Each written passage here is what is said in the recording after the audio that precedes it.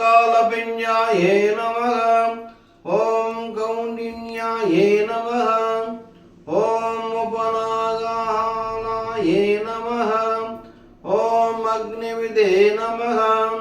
ॐ द्वादशाहस्वाये नमः। ॐ उपांशवे नमः। ॐ सोमायै नमः। ॐ युदाये नमः। ॐ हनाये नमः। ॐ अश्वप्रतिग्रहाये नमः।